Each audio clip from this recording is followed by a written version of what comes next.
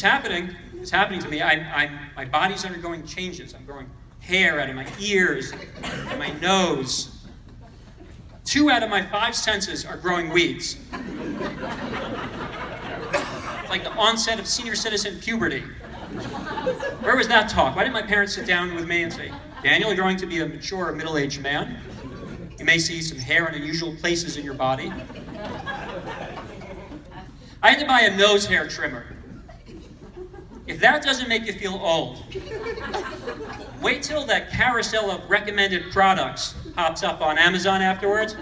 Customers who looked at nose hair trimmers also looked at adult diapers.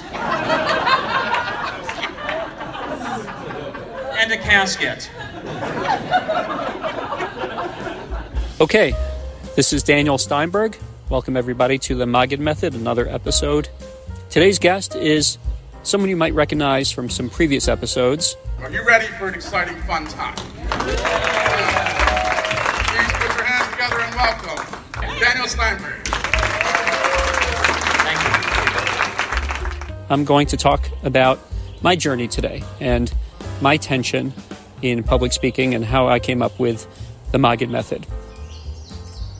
Now, I grew up wanting to be a comedian. It's something I always wanted to do.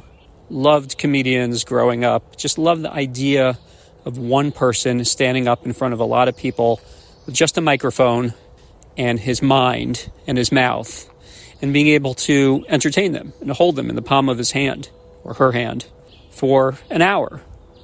A little bit more, a little bit less. But to me, that's like a super skill. Like that's something you could just, have microphone will travel. That's all you need. Just a man, a mic, and the cleverness of his own mind. And I just loved it. I loved the minimalist aspect of it. I loved just, when a joke comes to you out of the thin air, it's like lahavdil, it's like a chiddush. It's its own form of chiddush. Comedian George Carlin. On the topic of discovering a new joke. But the joy, the glee that comes from finding something and saying, oh, isn't that fabulous? What a great thing. No one else seems to have noticed that. And then to say it your way. Sometimes you can hear Jerry Seinfeld speaking about when he comes up with a joke, it's like a golden nugget. Comedy is like this. You're in a mine and you're digging and you're looking for nuggets and you just keep digging and digging. You go down into a mine and you're mining and you come up with gold. But this is my episode. I want to get as much gold out of the mine as I can in the time that I have. And, time is obviously limited. And you don't know when it's going to come or how it's going to get there. But when you get it, there's no other feeling like it. And then you just can't wait to try it out on people and see if they like it, if they receive it. And you try to sell it and you give it everything you got. And sometimes it works. As you get better at it, your intuition is better and you know what's going to work. Sometimes you can sell it and make it work, even if maybe somebody else might not have been able to make that work. But it's a fun process. It's the heaviest drug. Wow. I would describe it as the heaviest drug. It's the rush. There's no rush in these other things. There's satisfaction, there's accomplishment, but that mainline, rush. No one ever said that before. And I just said it, and they just liked it. Boom.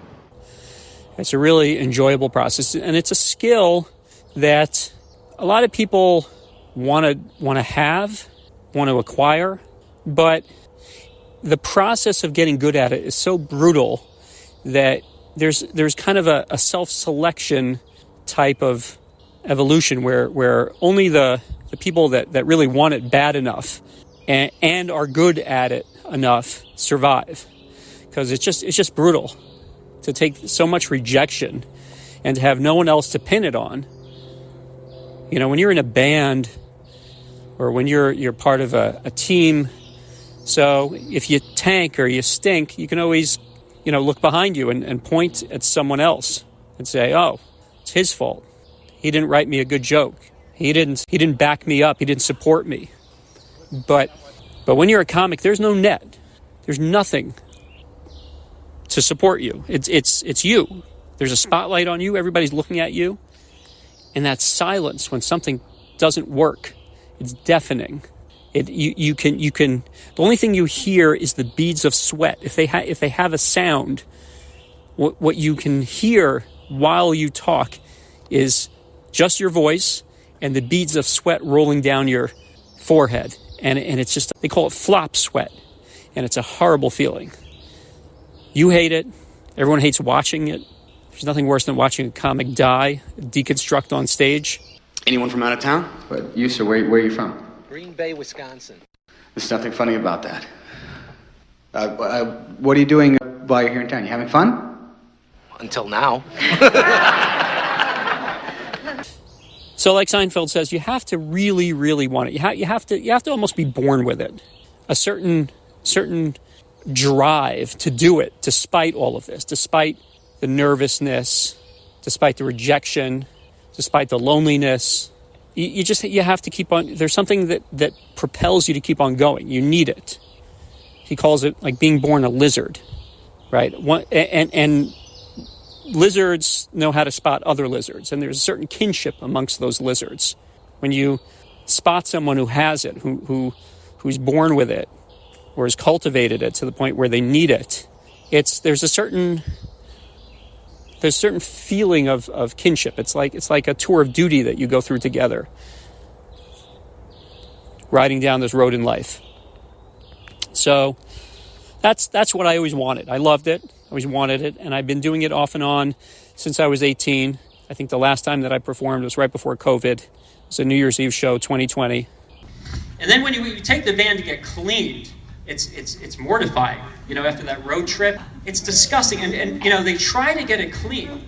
They always leave one thing behind. Like some kid left a sippy cup of apple juice in the back seat, and then another kid finds it 9 months later. It's fermented now. It's hard apple cider. It's 130 proof. I see kids in the back seat just... They're not sleeping, they're napping off, they're drunk. And I got proficient at it. Maybe if I stuck with it, I'd make a career out of it. Who knows, maybe I would have done something with it. Television, movies. I have a lot of friends that I started with. They're all working in Hollywood now. Different shows, different movies.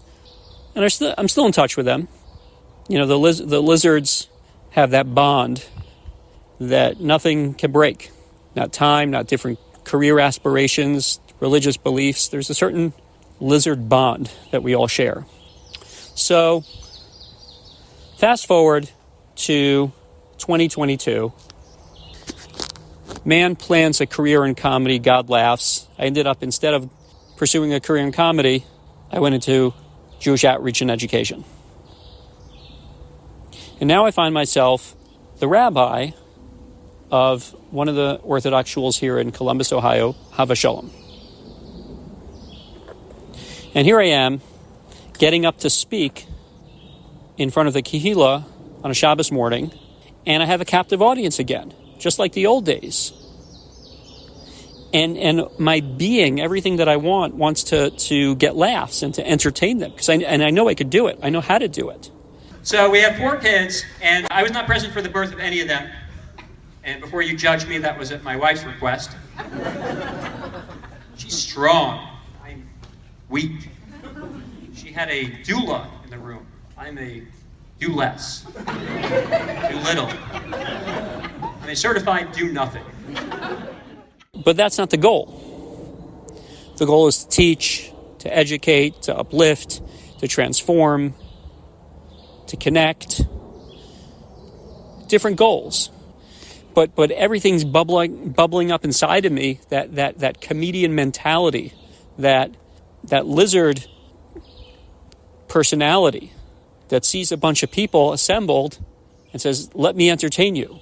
But again, I know, here's attention, I know that that's not the goal.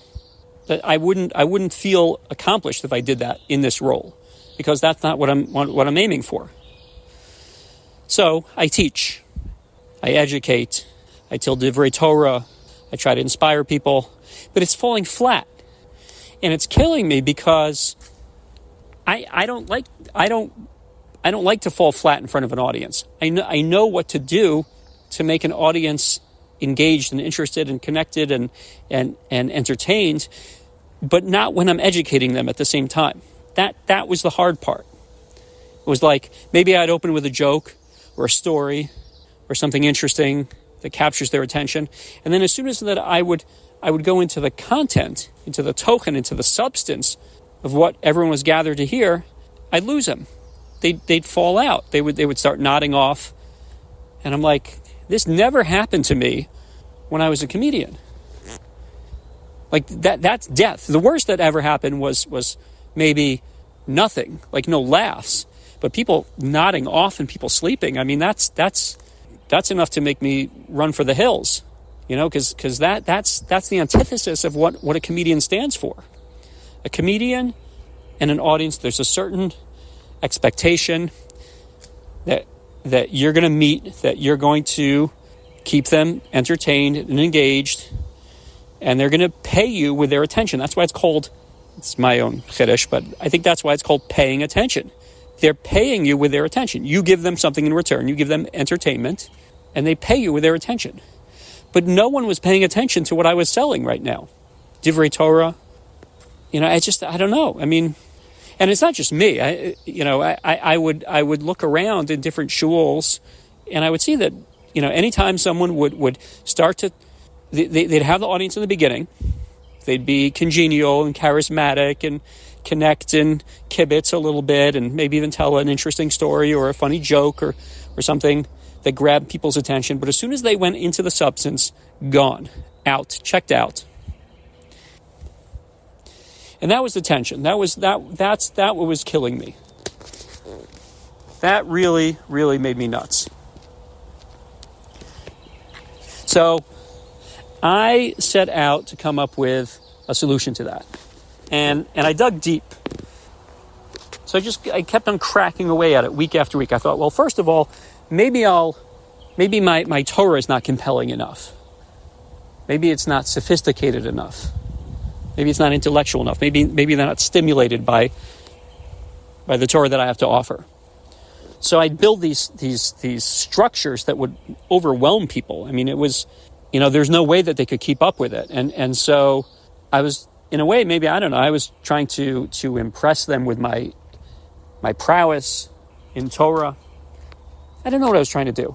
I wanted people to pay attention. That's what I wanted.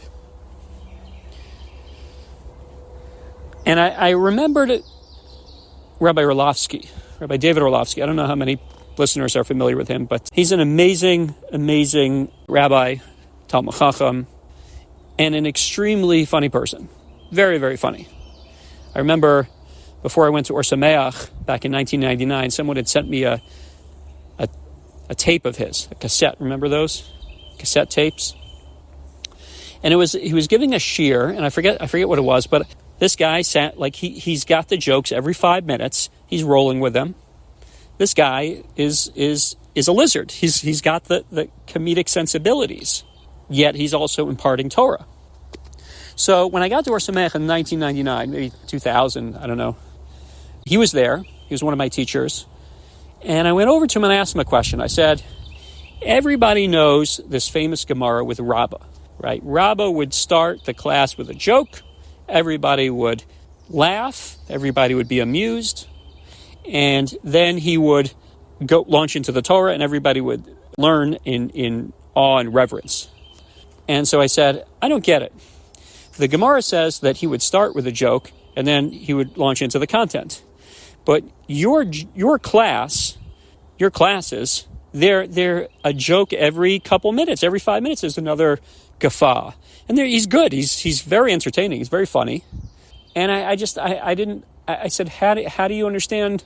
It sounds like the method is to start with the joke and then just go into the content. But you keep on inserting joke after joke after joke all the way through.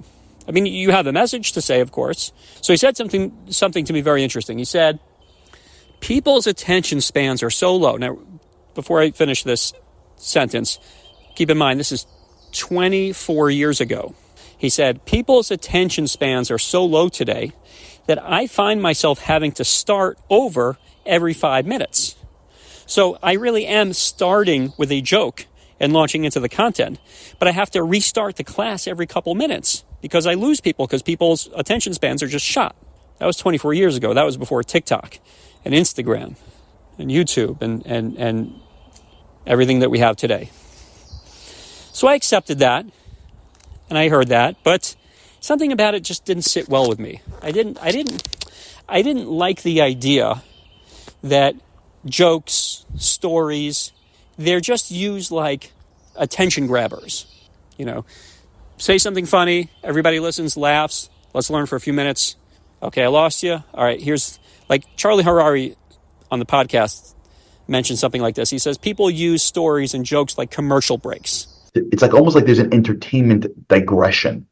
Yeah. I got a content over here. You're not going to last.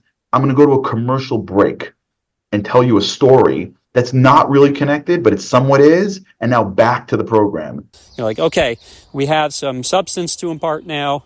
All right, let's take a quick commercial break because I see I'm losing you, and let's recapture your attention with a funny joke or an interesting story. And it's just, I don't know, there's something about that method that just seems so condescending to me, condescending to the audience. Meaning, like, you guys are a bunch of kindergartners. I don't expect you to be able to pay attention. So grab your blankets and put your heads down, and I'll tell you a little story.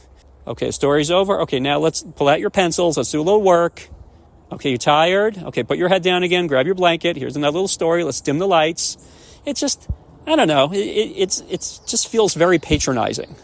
I feel like more should be expected of adults. And more should be expected of the speaker. The person holding people's attention should be able to hold it, to sustain it, not to lose it it's like a rodeo. You get on this mechanical bull and you're like, how long can I, and you're grabbing it by the horns. You're like, how long can I hold on till I lose you guys and you whip me off? Is that what we're doomed? Is that what we're doomed to? That we cannot expect adults to pay attention for more than a few moments at a time, and then we have to just entertain them, coddle them. Is this like Sesame Street? I don't know. So it did not sit well with me.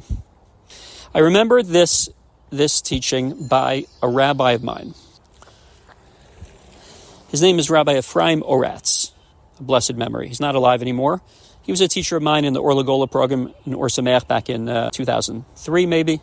And he was a master mechanech, a master teacher. And he said something to me so interesting, and I don't think I appreciated it until I found myself in this dilemma 20 years later. He said there is a mitzvah. I think it's a lo saseh, actually, a negative commandment that with when the poles of the Aron Kodesh are inserted into the rings on its side, the poles that are used to carry the Torah, the Aron, the Luchos. So you're not allowed to remove them. There's a negative commandment. You actually are not allowed to pull out those poles from those rings once they're inserted. They have to stay there. So there's a lot of different interpretations of the meaning behind that mitzvah. And he said the following thing. He said the word for poles is badim, the badim. Beis Daled. And the badim are inserted into the rings, and they help carry the Torah. Now, the word bad in Hebrew can also mean something that's made up, something that's manufactured, something that's contrived. Like a badai is someone who makes things up, like a liar. So he says, when you tell a story that illustrates a Torah idea, a bad, something that's made up, but the purpose is to convey a Torah message, to communicate a Torah idea that on its own may be incomprehensible. You need a mashal, you need a joke, you need something that's relevant, that's a little bit more down to earth, less abstract, that people can relate to and understand and identify with. And then they understand the Torah message. What you're doing is the story is carrying the Torah. It becomes a vehicle, the bad, the pole/story. They're functioning the same way. They're carrying the Torah. It's a vehicle to transport the Torah. And once you use a story in that context, it becomes Torah itself. It becomes attached to the Aron, never to be removed. The story actually, on its own, is chulin. There's nothing special about it. But when it becomes a vehicle to transport Torah ideas, Torah messages, it becomes something that becomes permanently attached to the Torah, never to be removed. And when I thought about that, 20 plus years later, I said to myself, stories are not just entertainment. They don't have to be. They can be. And people are using them that way, to entertain an audience, to grab their attention again, a joke, light anecdote, whatever it is, and then go back into the content until you lose them. People are using them that way. But when they're used in a way that not gratuitously, when they're used in order to transmit Torah communication, Torah messages, the story becomes Torah. And it gave me a newfound appreciation for stories. I didn't have to just use stories anymore gratuitously. I could actually use them throughout the drasha, throughout the presentation, throughout the Devar Torah. And it would all be Torah. While I was telling the story, the story became the Torah. I always like to use an example of this. I'll give you an example, and I've used this example many times, and I think it's a fun example. So there was a comedian named George Carlin. Some of you may be familiar with him. Some of you may not. He wasn't a very clean comedian, but he was like the first observational comedian before Jerry Seinfeld, before all these 80s comics that were like, what's the deal with this? You ever notice this? So he had a lot of those observational one-liners and jokes. And so, like one of his, I'll give you an example. He said, did you ever notice that mice don't have shoulders? It's just, it's a funny little observation, and I don't know. Maybe his comedy doesn't hold up so much anymore. But one of his jokes, one of his observations was, he said, did you ever notice that your garbage weighs more than your groceries? So it's an interesting thought. You never thought about it, but when he puts it that way, it's true. Why is it that I bring in a bag or two of grocery and my garbage, I'm producing much more garbage than I'm bringing into my house in terms of intake? How does my outtake outweigh my intake? So that was a joke. Now there's a halacha, very interesting halacha, and the halacha is the following: that let's say you have two brachas to make. You have an after bracha, let's say an ala michya or a brei nefashos. You have that bracha, and then you have another bracha, which is an asher yatzer. So let's say you went to the bathroom and you were eating and you're finished eating, and now you have two brachas to make. Which one do you make first? Do you make the ala michya first? Do you make the asher yatzer first? Which one do you make first? So the halacha is you make the asher yatzer first. And the reason for that is because it's a more frequently said bracha. That bracha is it's probably the bracha you make more times in your life than any other bracha, if I had to guess. You're making it multiple times a day. On a bad day, maybe, a dozen times a day. You're making that bracha often, quite often, much more often. Even on a fast day, you're still eliminating, even though you're not bringing anything in. And I said, you know how I can remember that joke? You know how you remember that Devar Torah, that halacha? You know how I can remember that? Through this George Carlin joke. Did you ever notice that your garbage, meaning what you excrete, what you eliminate, what you put out, weighs more than your groceries, than what you're taking in? Even on days when you're not taking in any food, like a fast day, you're still eliminating. You're still taking out garbage. So that's how you know that your asher yatzer takes precedence, because it's more frequent. The garbage weighs more than the groceries. So that was my joke. I keep on interchanging joke and Torah, but it's as you can see, it's illustrating my point. They become one and the same. When you use Torah, jokes, parables, anecdotes, stories, when you use those in the transmission of Torah to help you identify with Torah, to understand it, to become more fluent in Torah, those things become synonymous with the Torah. They're the poles that carry the Torah. They become attached to the Torah. They become Torah itself. So that joke, George Carlin wasn't Jewish, but I don't know. Maybe he's getting some type of reward up there. for people using his jokes to transmit Torah ideas.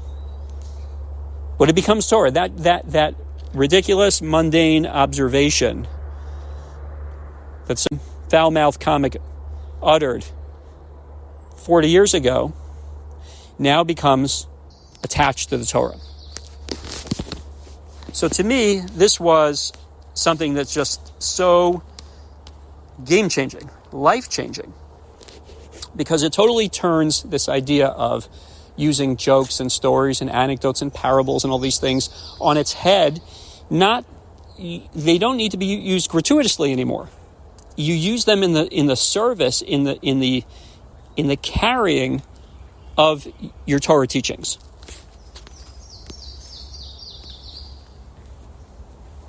I'll give you another example. This is one I used in a class recently.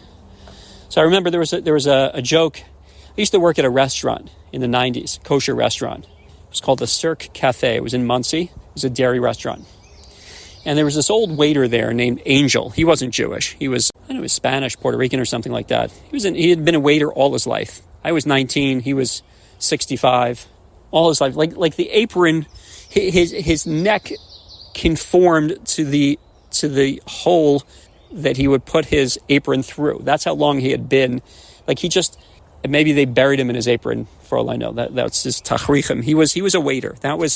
He was a waiter. That's who all his life he was a waiter. So, when you're a waiter and there's other waiters and there's downtime, in the middle of the afternoon in between shifts.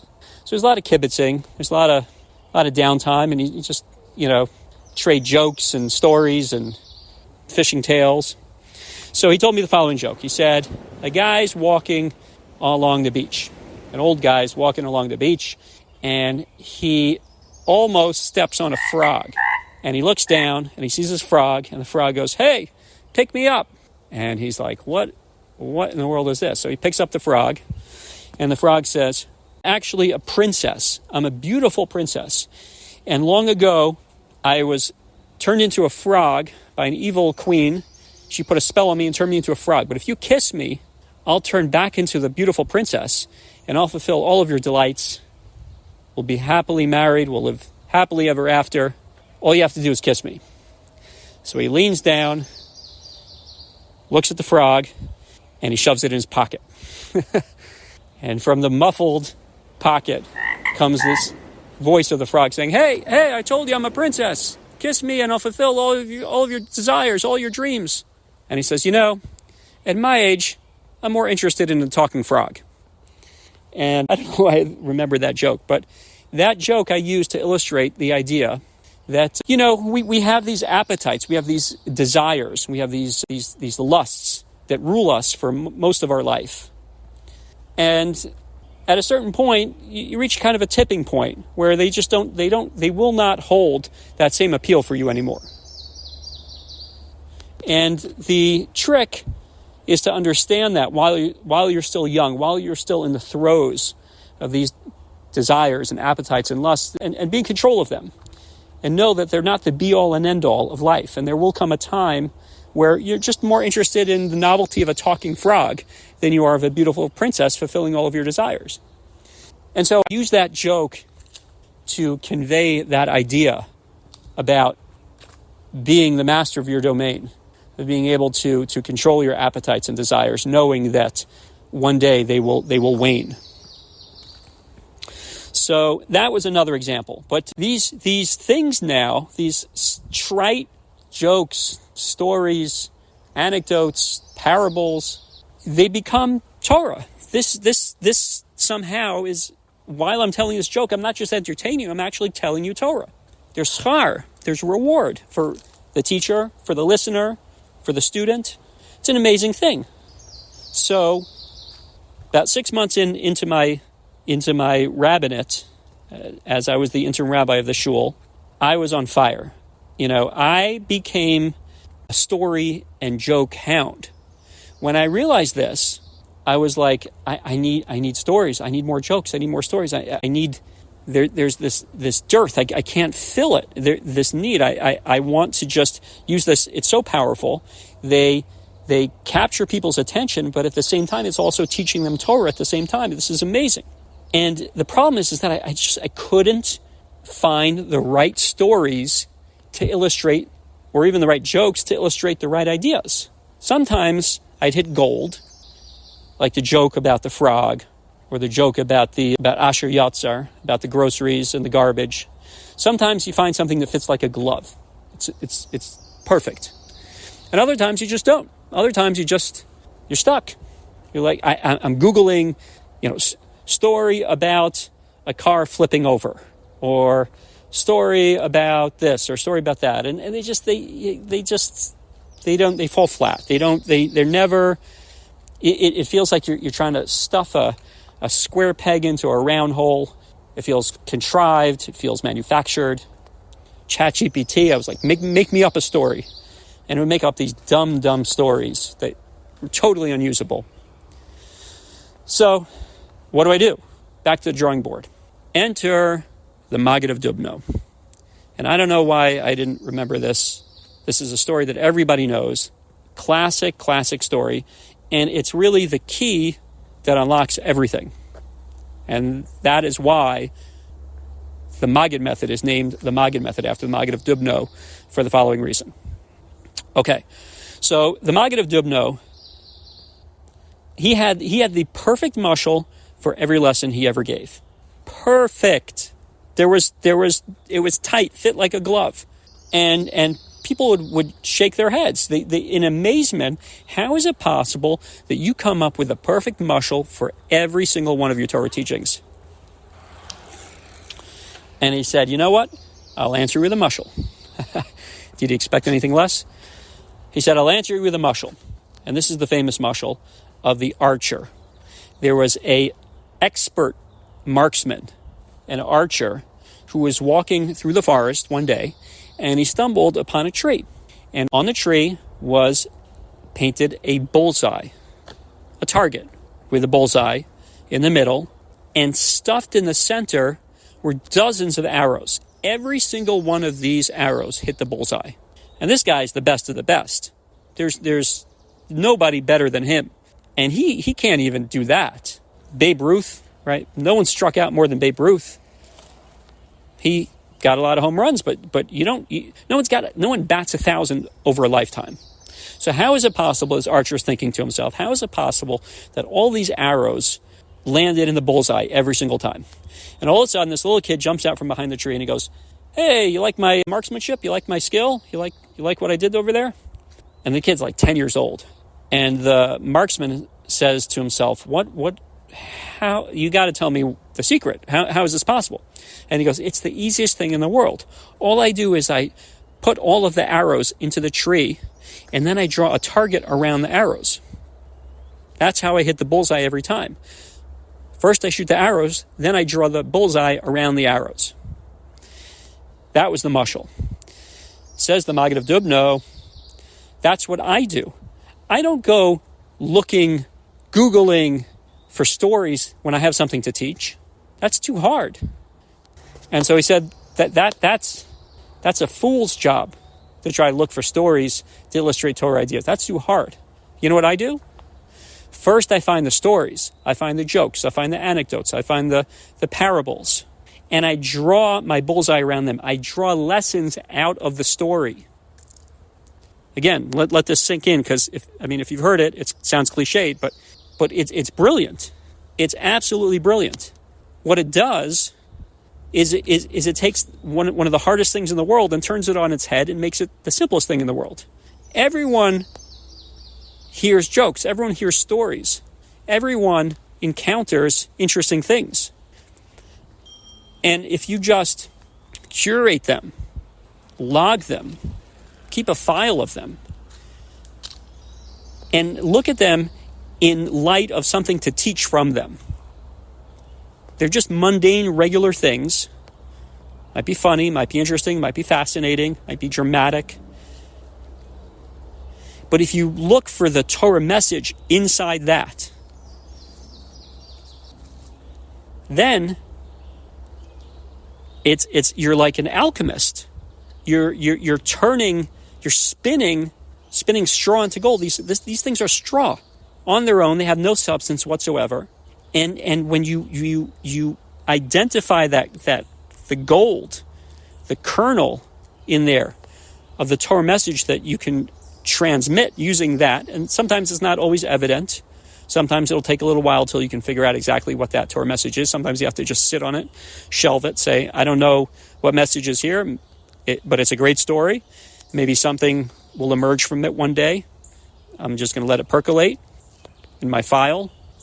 But if you go through life collecting these and start looking for the Torah messages in them, you'll never run out.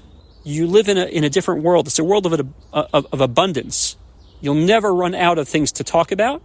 You'll never run out of things that are interesting, fascinating, funny, to keep people engaged. And you'll never run out of Torah messages, of Torah teachings, things to teach. Now, the interesting thing about this is that comedians do exactly the same thing. Now, I'll have to explain what I mean, and that is the following. That comedians look at the world through humor-tinted glasses. They're always trying to find things that are funny. What's the funny here? Jerry Seinfeld wrote a book recently. It's called Is This Anything? Meaning there'll be some germ of an idea, a premise. Something seems a little bit off or quirky. And he'll say, is this anything? Is there something here? Can I use this? Is this something usable? Is this anything? Is what every comedian says to every other comedian about any new bit. Ideas that come from nowhere and mean nothing. But in the world of stand-up comedy, literal bars of gold. And comedians, the lizards, we all know what this is. And if any of you have latent lizard genes in you, you'll understand what I'm talking about. There's this constant search for the funny. What's funny about this? What's funny here? What can I use? I need material. You're constantly trying. You're mining for that gold. And in reality, it's kind of like fool's gold because it doesn't really have any substance on its own. But you're looking for the joke. You're looking for jokes. You're constantly looking for something funny. What is funny about this situation? What is funny about this person? Is there something I can use? What is here? To the point where if two comedians are talking to each other and somebody says something a little bit funny or something happens that's kind of funny, they both get this glint in their eyes at the same time. And they're like, then the question becomes, who gets it? Do you get it? Did you notice it first or did I notice it first? And it's like, Shnai Mosim Batalas, Ani Mitzasiya, I found it. No, I found it. Right? Who finds it? Who got it? Because there's such a dearth. You can never get enough. It's your oxygen. As a comedian, jokes are your oxygen. So you're constantly looking at life through these lenses that no one else really wears. It's almost like night vision, but humor vision. That you look through the lens at life and try to produce funny things from it. And that's what I did for most of my life when I aspired to be a comedian. And that's what comedians do. But rabbis and teachers of Torah do the same thing. They're constantly, they have to speak, they have to teach. So they're constantly looking for fresh, new Torah messages to teach. Rabbi Mitchell Wohlberg. On the topic of crafting new sermons. I feel as if my mind never stops working. I feel as if 24 hours a day, even when I am asleep, my mind is working, thinking about the next sermon, the next B'nai Mitzvah charge, the next eulogy, the next speech. It never stops. I lie in bed and I read for hours. I go on vacation and write high holiday sermons. I talk to my brothers and my friends like Rabbi Jack Reamer and Benny Blech. And we talk about ideas to share and use. Now, it's obviously the Torah is infinite. There's tons of Torah to teach. But there is a dearth of interesting, humorous, engaging, captivating, dramatic types of way to convey these Torah teachings. That's what doesn't come easy. But if you go through life like the Maggid, looking for the interesting parts of life, the funny parts of life, the fascinating parts of life, the captivating parts of life, engaging anecdotes, parables, jokes, things like that, and you go looking for them, or maybe you don't go looking for them, but you stay attuned to them. You keep your eyes and ears out open for them, and you're able to capture it as you find it and extract the gold, extract the Torah message from it.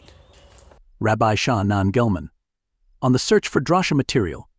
One time I got into a car accident. I was fine, but they had the protocol called for them pulling me out on the stretcher, stabilizing my neck. And the whole time I'm thinking, that's a drasha. This is not just an unfortunate situation. A drasha is happening to me right now. It's the same pursuit. It's so interesting. It's I used to think that when I was aspired to be a comedian, and my values changed over the years, and they changed very sharply back in 1999. It's another story. But it was like, for me, it was a very sharp left turn, where I ended up I made Torah my profession. I studied for many, many years, and I taught, and I spoke. But it always seemed to me that these were two separate worlds. Again, when I got up to speak from behind the pulpit, it was like, there's the joke part, and then there's the Torah part. They're just two different worlds. They're not really the same thing. They don't bear any resemblance. But putting this all together, as it just took me 20 plus years till I arrived at this, that all those things really contain Torah messages. When you look at life through a Torah lens, everything that happens to you is a Torah message. And if you can find the funny, and if you can find the dramatic, and you can find the fascinating, the captivating, and the engaging, and you're skilled enough to extract the Torah message from it, you are, I don't know what the right word is, you're an alternate lizard. You're a bizarro lizard. You're not the comedian lizard, but you're using the same instincts, those same instincts that you feel compelled to teach, to transmit Torah, to uplift people, to transform people. And there's a pursuit that you're constantly on the search for vehicles to transmit Torah messages. Okay, this is a little bit of an abstract idea. I tried to make it as articulate as possible. I'm not sure I achieved my goal here, but I wanted to give you kind of just an insight into my story, my background, my tension, how the Maggid Method developed, why it's called the Maggid Method.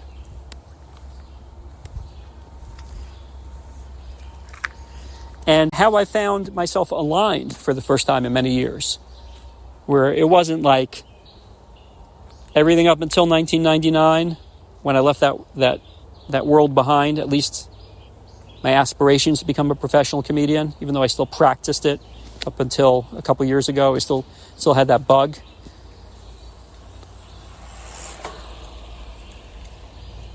But I feel aligned now. I feel for the first time. It's an interesting feeling, and it took a long time to get there, and maybe that'll give some of you who are feeling at odds or incongruent. You're feeling mismatched. There's something that's not fully aligned, symmetrical with who you are. Sometimes it takes time. Sometimes it takes time for all those pieces to kind of meld back together. There's a big break, and then things have to reshuffle around a little bit, maybe a lot, and then they come back together. And it's very gratifying when these pieces come back together and you're fully aligned and you're on track and on course. So that's this episode of the Maggid Method, a little bit personal, hopefully educational and transformational as well. And if you have any questions, feel free to reach out. Daniel at maggidmethod.com, maggidmethod.com, Daniel at maggidmethod.com. And if you could rate the show, if you like it, if you're learning things from it, if you find it inspiring, educational, transformational, if you like it. So there's ways, I'll try to leave in the show notes link. People are having trouble finding ways to rate the show. But if you could rate it, leave some feedback, that'd be great. Maybe it would attract some new listeners. And if you're interested in any speaking workshops, storytelling workshops, that type of thing, you can reach out. Check out legends.maggidmethod.com. Legends.maggidmethod.com. That's a new presentation that I put together. You'll see some of the rave reviews. It's the best of the best interviews that I've conducted over the past year with the best of the best speakers, rabbis, comedians. So I've compiled all of their wisdom and all of their drama and all the humor into one really exciting, inspirational, and entertaining night. You'll see some of the reviews over there. It's fun. It's a great way to have an educational event, but not a boring, stale scholar in residence type of thing. This is kind of like it's a cross between stand-up comedy and scholar in residence. It's people really seem to resonate with it. So check it out, legends.maggidmethod.com, and please rate and review the show. And if you have any questions or you just want to talk or have any feedback or anything, Daniel@maggidmethod.com. Okay, thanks.